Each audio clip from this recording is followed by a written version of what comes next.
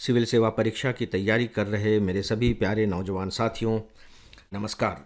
Friends, आज मैं बहुत ही इम्पोर्टेंट टॉपिक पर बात करने जा रहा हूँ जो करेंट अफेयर्स से जुड़ा हुआ है। और इस टॉपिक का मैंने शीर्षक रखा है राज्यपाल, विधेयक और सुप्रीम कोर्ट। राज्यपाल होते हैं केंद्र सरकार के द्वारा उनकी नियुक्ति होती है राज्य में, और वो राज्य के संवैधानिक प्रमुख होते हैं।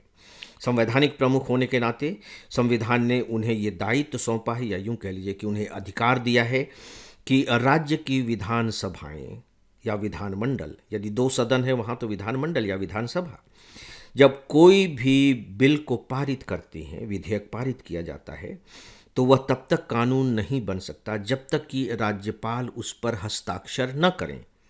तो ये हो गया विधेयक। और इसके बाद है सुप्रीम कोर्ट। सुप्रीम कोर्ट का प्रवेश यहाँ इसलिए हुआ है कि क्या राज्यपाल अपने इस संवैधानिक दायित्व का निर्वाह अच्छे तरीके से कर रहे हैं। जाहिर है कि यदि विधेयक पर राज्यपाल संवैधानिक दायित्वों का निर्वाह सही तरीके से कर रहे होते तो सुप्रीम कोर्ट को आने की जरूरत नहीं पड़ती।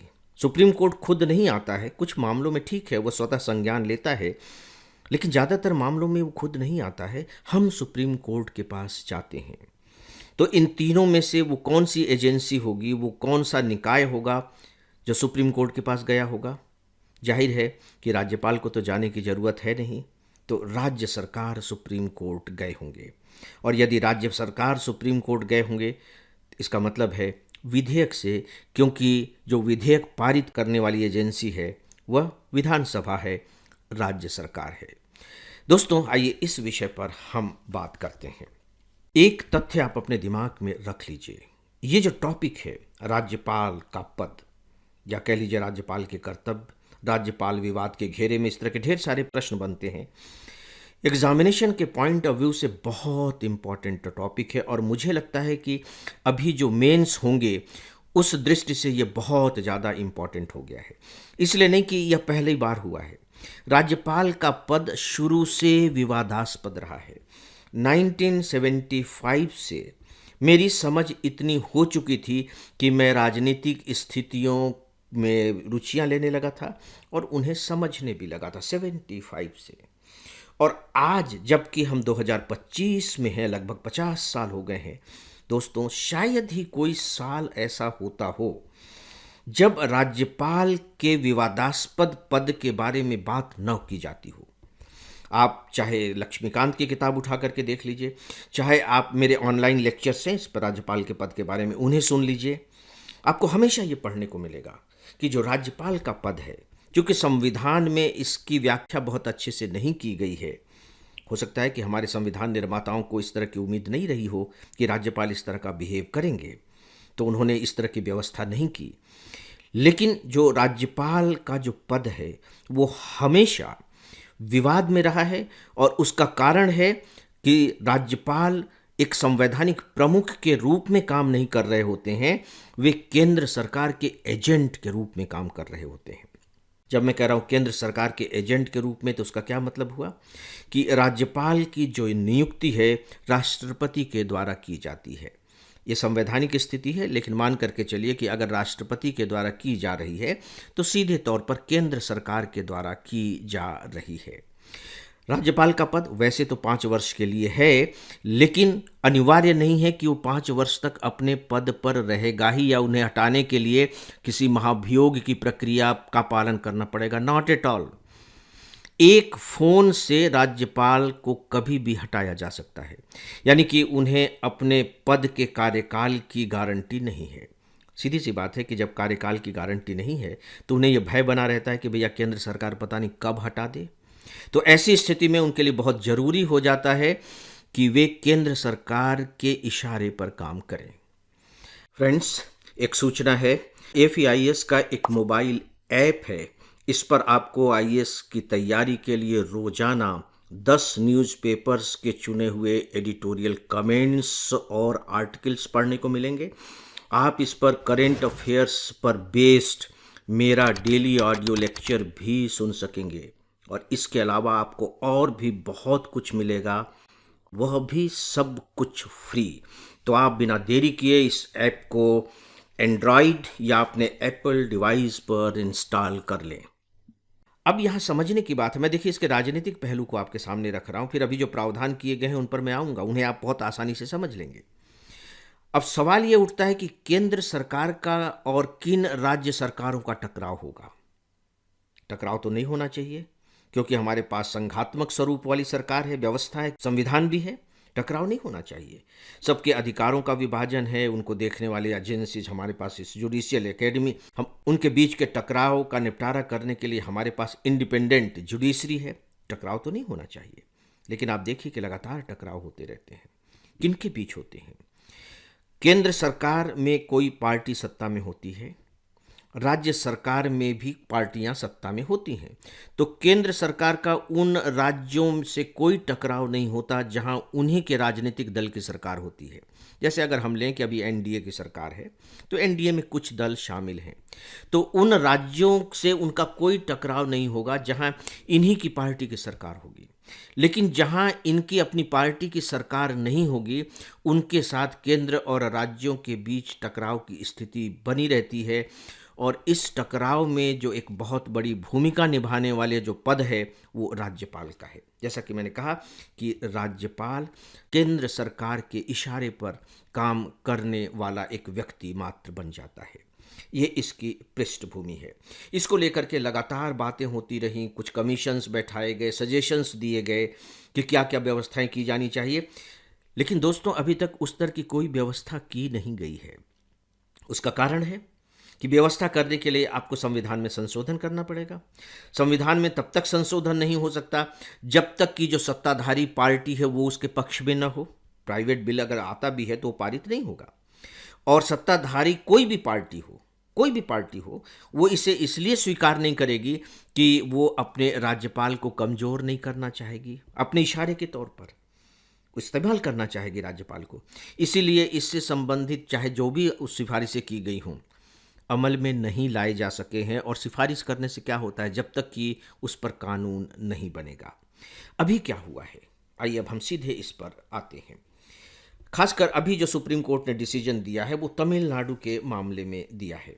मैं उनके तथ्यों पर नहीं जा रहा हूँ, आंकड़ों पर नहीं जा रहा हूँ, हम सीधे सीधे फैक्ट पर आते हैं। तमिलनाडु विधानसभा ने कुछ विधेयक पारित किए और विधेयक पारित करने के बाद राज्यपाल को भेज दिए। इनमें से कुछ विधेयक 2020 तक के भी हैं, राज्यपाल को भेज दिए। अब राज्यपाल से ये अपेक्षा की गई है हमारे संविधान के बाकायदे अनुच्छेद 200 में, इस पर आप विशेष ध्यान दीजिएगा क्योंकि सुप्रीम कोर्ट ने अपने डिसीजन में इसे कोट किया है। अनुच्छेद 200 रट लीजिए। अनुच्छेद 200 में संविधान में लिखा गया है कि परंतु राज्यपाल अनुमति के लिए अपने समक्ष विधेयक प्रस्तुत किए जाने के पश्चात यथाशीघ्र उस विधेयक को इंग्लिश में है प्रोवाइडेड दैट द गवर्नर में as soon as possible after the presentation to him of the bill for assent। यानी कि जब राज्यपाल को कोई बिल भेज दिया जाता है तो वह यथाशीघ्र, as soon as possible। लेकिन इसमें इसको क्वांटिफाई नहीं किया गया कि as soon as possible का क्या मतलब, 1 महीना, 6 महीना, 1 साल, 5 साल, 10 साल, नथिंग। बस इसका फायदा राज्यपाल उठाते हैं, उस विधेयक को अपने पास रख लेते हैं, खत्म हो गई बात। राष्ट्रपति के पास भेजने के लिए रख लेते हैं, राष्ट्रपति के पास नहीं भेजते। अगर राष्ट्रपति के पास वो विधेयक भेज दिया जाता है, ध्यान रखिएगा वहाँ दूसरी पार्टी की सरकार है, राष्ट्रपति के पास वो विधेयक भेज दिया जाता है तो राष्ट्रपति के पास वो पड़ा रहता है, राष्ट्रपति उस पर कोई निर्णय नहीं लेते। इसका मतलब क्या हुआ कि विधानसभा ने एक विधेयक पारित किया और वह विधेयक इसलिए कानून नहीं बन पा रहा है क्योंकि उसे राज्यपाल की स्वीकृति नहीं मिल पा रही है, और संवैधानिक दृष्टि से राज्यपाल की स्वीकृति मिलनी चाहिए। अब आप देखिए कि राज्यपाल किस तरीके से काम कर रहे हैं। ये समस्या उन राज्यों में नहीं आती जहां दोनों स्थानों पर, यानी कि राज्य में और केंद्र में, उसी पार्टी की सरकार हो, राइट। अब देखिए कि होता क्या है कि ये जो सरकार है, लोगों ने इसे चुन करके भेजा है। 5 साल के बाद इसे फिर लोगों के सामने जाना है और अपना रिपोर्ट कार्ड देना है कि हमने आपके लिए ये किया है। वो विधेयक पारित करते हैं जनहित के मामलों में या जिस तरह के भी विधेयक हों, लेकिन वो राज्यपाल के द्वारा स्वीकृत नहीं किए जाते। राज्यपाल को तो पब्लिक के सामने नहीं जाना है, लेकिन इन्हें जाना है। ऐसी स्थिति में सोच करके देखिए कि एक जो पॉलिटिकल सिस्टम है और खासकर एक फेडरल पॉलिटिकल सिस्टम है, वो कैसे काम करेगी। बस सुप्रीम कोर्ट ने इसी पर अपने कुछ निर्णय दिए हैं। इस बैकग्राउंड के बाद अब मैं जो निर्णय के 3-4 इंपॉर्टेंट पॉइंट हैं उन्हें आपके सामने रख रहा हूँ। अब आप इन निर्णयों को बहुत आराम से समझ लेंगे, और समझ ही नहीं लेंगे बल्कि दूसरों को समझा भी सकेंगे, और इस पर आधारित यदि कोई प्रश्न पूछा भी गया तो आप उनका बाकायदे विश्लेषण भी कर सकेंगे। तो सुप्रीम कोर्ट ने देखिए क्या प्रोविज़न किया है। सुप्रीम कोर्ट ने कहा है कि राज्यपाल यदि किसी विधेयक को इसलिए रोकते हैं कि उसे राष्ट्रपति के पास वो भेजना चाहते हैं, तो अधिकतम 1 माह के अंदर उन्हें राष्ट्रपति को भेज देना होगा। बस आप निर्णय लीजिए, 1 माह। और राष्ट्रपति के लिए भी सुप्रीम कोर्ट ने कहा, यह सेकंड पॉइंट है, कि जब राष्ट्रपति के पास कोई ऐसा विधेयक आ जाता है तो ऐसा नहीं कि अब राष्ट्रपति उसे लेकर के बैठे हुए हैं। राष्ट्रपति को भी 3 माह के अंदर उस पर निर्णय लेना होगा, चाहे वो जो भी निर्णय लेना चाहें, लेकिन उन्हें निर्णय लेना होगा। तो ये राष्ट्रपति वाला चैनल क्लियर कर दिया उन्होंने। दूसरा, उन्होंने कहा कि यदि राज्यपाल को लगता है कि नहीं, ये जो बिल है ये सही नहीं है, ये उनका अधिकार है, संवैधानिक अधिकार है, और ऐसा उनको करना भी चाहिए। वो संविधान के अनुकूल नहीं है, देश के हित के अनुकूल नहीं है, देश की सुरक्षा के विरुद्ध है वो बिल, तो इस आधार पर गवर्नर बाकायदे बिल को अनुमति देने से मना कर सकते हैं, ऐसा नहीं कि वो बाध्य हैं।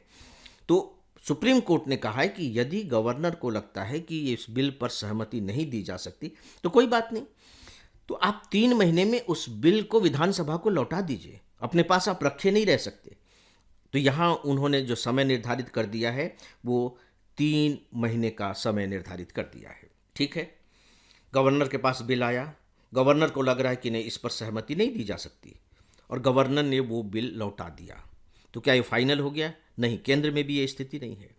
यदि विधानसभा फिर से उस बिल को पारित करके भेजती है या उसमें संशोधन करके भेजती है, तब राज्यपाल को उसे 1 महीने के अंदर स्वीकृति देनी होगी, क्योंकि जो सत्ता है वो विधानसभा के पास है, राज्यपाल केवल संवैधानिक प्रमुख है।